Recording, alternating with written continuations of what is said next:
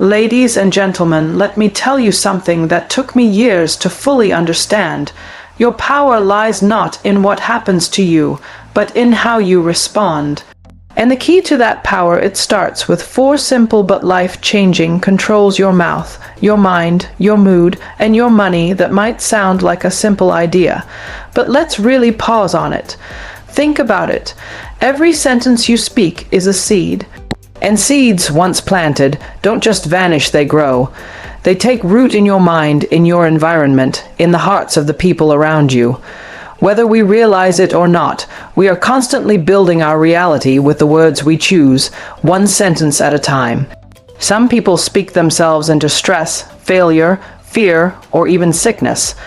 Others speak peace, resilience, and abundance not because they never face hardship, but because they've learned the extraordinary power of language. There are people who every morning wake up and immediately begin speaking defeat into their day. I'm so tired, this job is killing me, nothing ever changes. Those words aren't harmless complaints. They're declarations. They are instructions to your subconscious mind, instructions to your energy, and even to the way others perceive and treat you. You've just told your brain to expect drudgery. You've told your spirit to prepare for struggle. You've told the world not to expect anything new from you. And most dangerously of all, you've repeated that belief so many times, you don't even notice it anymore, but it's still at work, quietly directing your emotions and decisions. On the other hand, there are people who are going through very real problems, illness, loss, uncertainty, but they speak life anyway. Not because they're pretending everything's fine, but because they know that their words can either water the weeds or the flowers. So they say, "This is hard, but I'm healing. I may not have all the answers, but I believe things are changing. I'm open to solutions." That's not denial, that's direction. That's spiritual maturity. That's choosing to speak what you want to grow, even when what you see hasn't yet caught up with what you're saying. Now, that doesn't mean you should lie to yourself. This isn't about faking positivity or sugarcoating real pain. It's about alignment. It's about using language to anchor yourself in a deeper truth that your story is still being written, that this moment isn't the whole picture, that even when life feels chaotic, your words can be a source of clarity. You can acknowledge your reality without reinforcing a negative future. Saying, "I'm struggling right now, but I'm not giving up," is radically different from saying, "I'll never get out of this." One opens a door, the other closes it, and let's be clear, this isn't just spiritual talk. Science backs this up. Neurologically, the words we use shape our thoughts, and our thoughts influence our behaviors. If you constantly describe yourself as lazy, unworthy, or unlucky, your brain will start scanning your life for evidence to confirm that narrative. That's not magic, that's cognitive programming. But the good news is, you can rewrite the script. You can catch yourself in those limiting patterns and replace them with life, giving language. Speak encouragement, speak discipline, speak gratitude, speak vision, even when no one else does, especially when no one else does. Because the world around you is already full of noise, negativity, and doubt. You don't need to add to that chorus. Be the one who interrupts the cycle.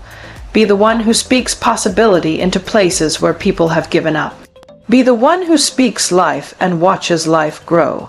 So the next time you feel tempted to say, "I can't," ask yourself, is that the final word you want over your future, or is there another word, a better one waiting for you to choose it?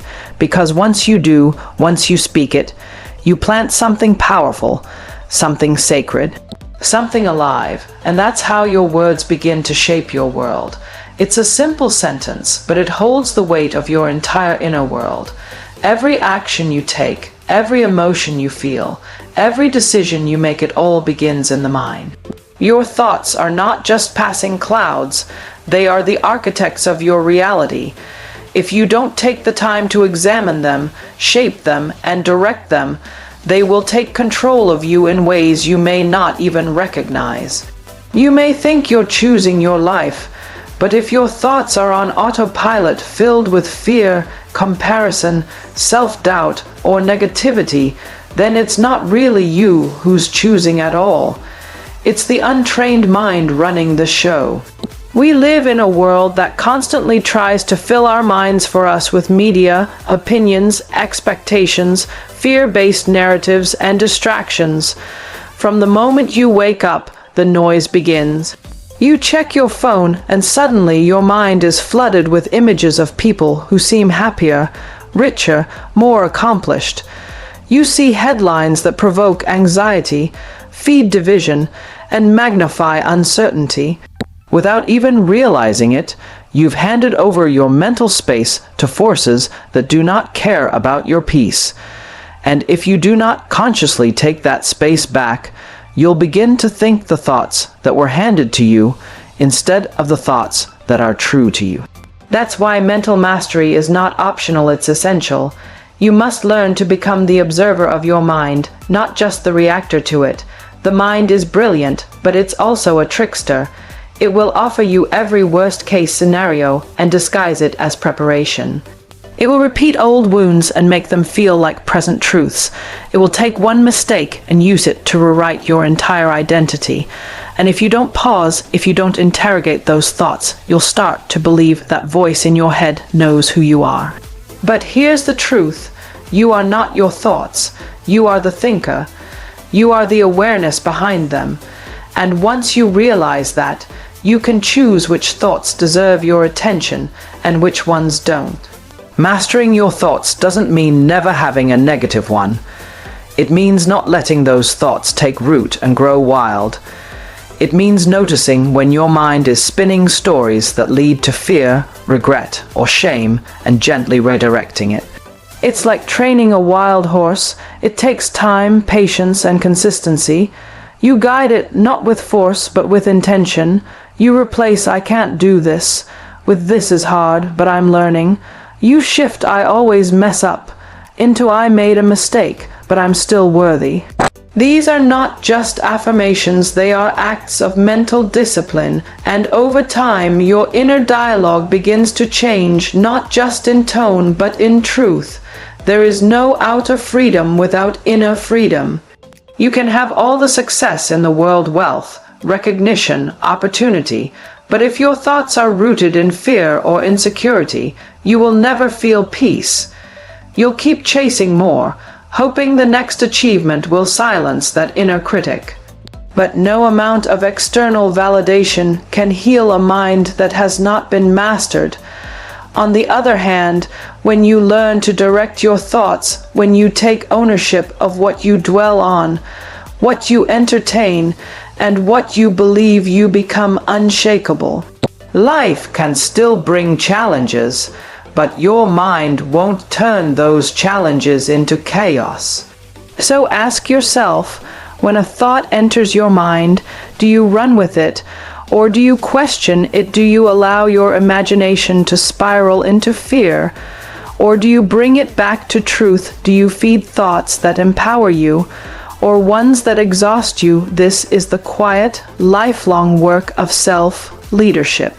And it begins with a commitment to stop being a prisoner of your own mind and start being the master of it, because either you master your thoughts or they will master you. That sentence could change the way you handle conflict, relationships, decision making, and even how you view yourself. Because if there's one thing that has the power to derail your peace, it's unchecked emotion. Emotions are powerful. They are raw, immediate, and often overwhelming, but they are not facts. They are not instructions. They are signals, and when we don't understand that, we let emotions drive our behavior in ways we later regret.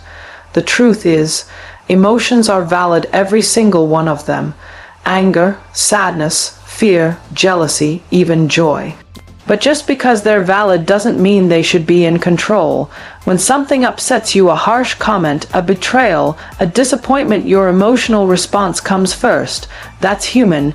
You feel the surge in your chest, the tightness in your throat, the pressure behind your eyes.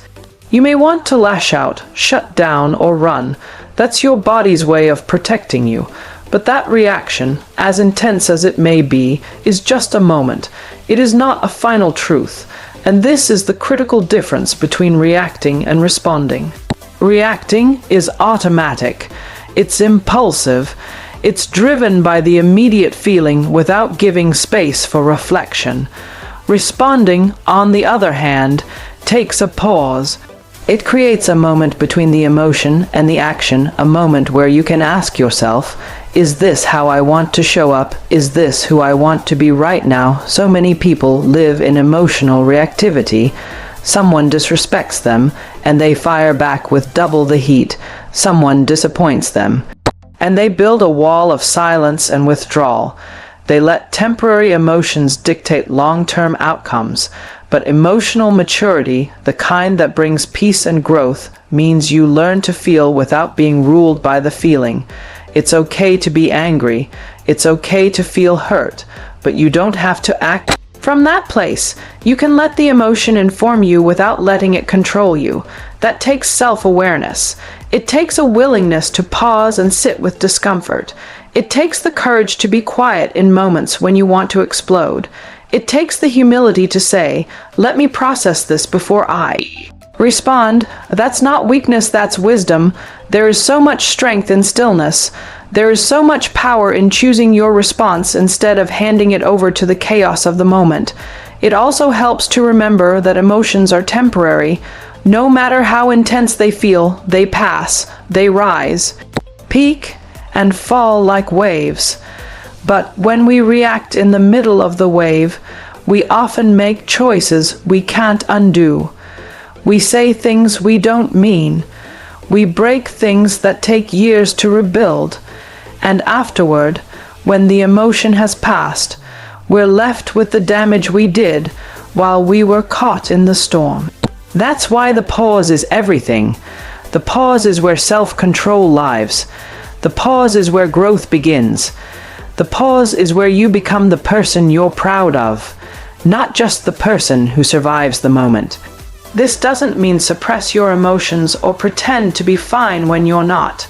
It means acknowledge them, fully name them, feel them, give them space, but then respond with intention. If you're angry, ask why. If you're jealous, look underneath. If you're sad, allow the sorrow, but also be kind to yourself. Let the emotion teach you something, not just move through you destructively. In the end, emotional mastery is not about being cold or distant. It's about being grounded. It's about having a solid foundation within yourself so that the storms of life don't shake you as easily. It's about honoring your emotions without surrendering to them. Because when you learn to respond rather than react, you become a creator of peace, not a carrier of chaos. You protect your relationships, your energy, your future, and most of all, you honor yourself. That statement goes far beyond budgeting or cutting expenses. It speaks to something deeper: your relationship with yourself, your future, and the life you believe you deserve. When you practice financial control, you are not just managing numbers on a spreadsheet. You are showing up for yourself with discipline, with care, and with vision. You are declaring through your actions, I matter, my goals matter, my peace matters. That is what true self-respect looks like, not just in how you speak or carry yourself, but in how you manage your money when no one is watching. Money, for many people, is a source of stress. It's tied to survival, to comfort, to status. But for those who step back and look at it clearly, money is also a reflection. It reveals patterns: how you handle pressure, how much you delay gratification, whether you're living for the moment or building for the future. There's no shame in financial struggle. We all face moments when things don't add up, but there is power in owning your role in the story. When you take control of your spending, saving, and investing, you're not just fixing numbers, you're rewriting the narrative of your life. Financial control starts with awareness. It means being honest about where your money goes, even when it's uncomfortable. It's choosing to look at the statements, the balances, the habits, not to judge yourself, but to empower yourself. Avoidance is not protection. Ignoring your finances doesn't erase the consequences, it only delays your growth. Real respect for yourself and for your future means paying attention. It also means setting boundaries. Just like in relationships, boundaries with money are essential. You don't spend just to impress. You don't buy things to escape emotions. You don't use money as a bandage for boredom or insecurity. Financial control means you can say no to unnecessary purchases, to impulse decisions, to short-term highs that create long-term stress. That kind of discipline isn't about being stingy. It's about being intentional. It's about protecting your peace, your priorities, and your purpose. And yes, financial control includes saving. Not saving as an afterthought, but as a non-negotiable act of care. Every dollar you save is a message to your future self that says, "I've got you. I'm thinking ahead. I want you to feel safe." That kind of foresight is rare in a world that pushes instant gratification. But when you respect yourself, you understand that freedom doesn't come from spending everything, it comes from being prepared, from knowing you can handle a crisis without falling apart, from having options, from being able to walk away from situations that don't serve you because you're not financially trapped. And financial control also extends to how you earn. When you respect yourself, you don't stay stuck in situations that drain you just because they pay. You start to ask, what am I worth? How can I grow? What does it mean to earn with integrity? You pursue opportunities that align with your values, not just your paycheck. Because true wealth isn't just money, it's well-being. It's being able to look at your bank account and your life and feel proud of how you're showing up. Let's be clear, financial control doesn't mean perfection. You will make mistakes. You will sometimes spend emotionally. You will miss a budget. But the point is not to be flawless, it's to be aware, committed, and respectful toward the process. It's to get back on track without shame and to keep learning as you go. At its core, financial control is about alignment. It's when your actions with money reflect the value you place on your life. You no longer live to impress. You live to build. You no longer escape through spending. You create peace through planning. And in doing so, you tell the world and yourself that you are worth the effort. That's not just smart. That's self-respect in action. It's a truth that doesn't get enough attention in a world obsessed with appearances, performance, and public recognition. But behind every confident presence, every poised decision, every person who carries themselves with strength and calm, there is a foundation of private discipline, the kind of discipline that happens when no one is clapping, when no one sees you getting up early, staying focused, choosing the hard path over the easy thrill. It's the work done in silence that gives you the voice to speak with clarity. It's the restraint practiced in solitude that gives you the power to walk with integrity in a noisy world. Discipline is not about punishment or restriction, it's about commitment. It's the quiet decision to live on purpose rather than on impulse. When you are disciplined in your habits, your thoughts, your routines, and your boundaries, you build something stronger than any applause can offer.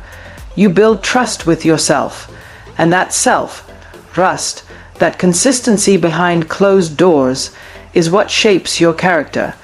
It's what allows you to show up with dignity, not a false image, but the real kind that comes from knowing you've earned the peace you carry. Too often, people focus on the outer results. They want the title, the respect, the success, the influence.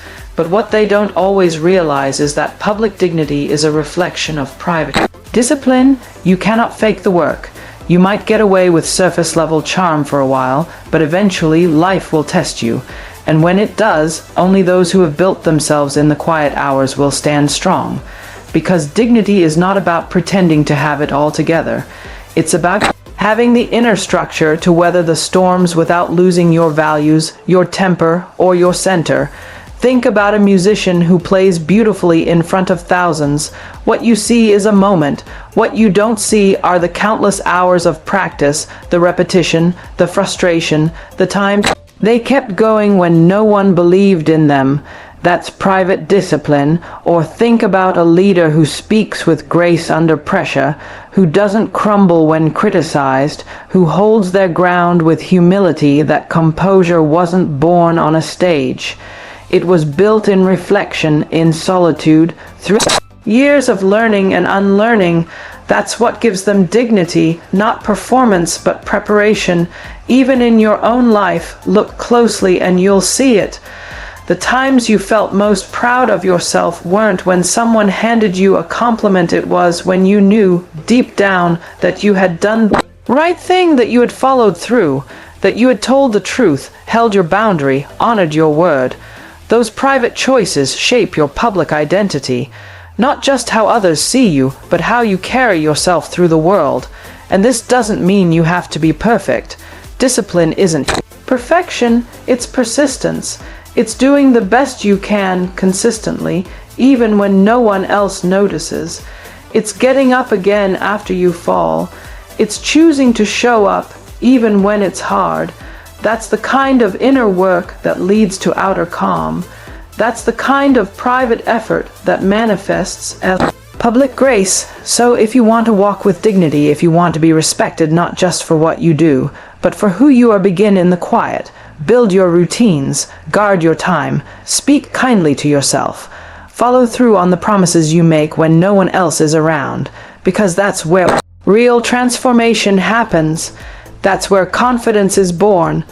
That's where you become someone who doesn't just impress others, but deeply respects yourself.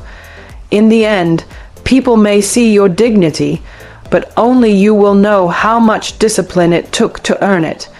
And that quiet knowing, that's everything. This is one of the most misunderstood truths about self-mastery.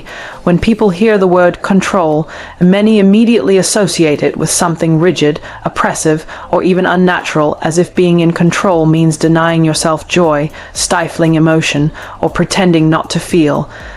Real control is not about ignoring what's inside of you. It's not about pushing your feelings into the shadows or pretending to be unaffected. True control is about choosing where your energy flows. It's about giving purpose to your power instead of letting it scatter in 100 different directions. We live in a world that rewards reaction. Social media, instant messaging, viral videos, they all train us to respond quickly, to speak before we think, to act before we reflect. There's a kind of chaos to it, a speed that encourages us to be led by emotion rather than by principle. But while reaction may give the illusion of power, it often leads to regret. When you're reactive, you are not in control, your emotions are. And when you let emotions dictate your behavior without filtering them through wisdom and clarity, you often find yourself cleaning up messes you could have avoided. Control is about stepping back. It's the pause between the trigger and the response. It's the deep breath before the decision. It's the ability to say, yes, I feel this and I still get to choose how I respond. That's not suppression, that's ownership. Suppression is ignoring your emotions, pretending they don't exist, bottling them up until they explode in unhealthy ways. Intentional direction, on the other hand, is about listening to what you feel and then deciding what to do with it.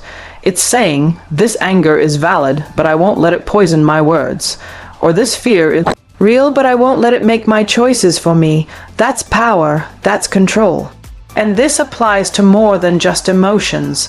It applies to your time, your energy, your words, your money, your focus. Control in these areas is not about limitation, it's about liberation. When you direct your time intentionally, you free yourself from distractions that dilute your potential. When you direct your energy wisely, you stop pouring yourself into people or situations that don't honor your growth. When you direct your words thoughtfully, you build trust and deepen connections. Control, then, becomes a form of respect for yourself and for those around you. There's a quiet strength in someone who has learned this kind of control. They move with clarity, not chaos. They speak with purpose, not panic. They act from vision, not impulse. It's not that they don't feel things, they feel deeply. But they've trained themselves to channel that depth into direction, and because of that, they become people others look to. They become anchors in a world that's constantly shifting, but this kind of control doesn't happen overnight. It's a daily practice. It's learning to sit with your emotions instead of fleeing from them. It's choosing routines that ground you rather than habits that numb you. It's being honest with yourself about what needs to change and then committing to the change, even when it's uncomfortable. It's about discipline, not punishment, but devotion. Devotion to your future, to your peace, to your highest self. So, the next time you feel overwhelmed, don't tell yourself to get it together, or to just stop feeling this way. Instead, say, let me direct this. Let me decide what this becomes. Because when you realize that control is not suppression, but intentional direction, you stop fighting yourself and start leading yourself. You stop reacting and start responding. You stop spiraling and start rising. And in that shift, that beautiful, quiet shift, you begin to live with power. Not the kind that dominates, but the kind that directs.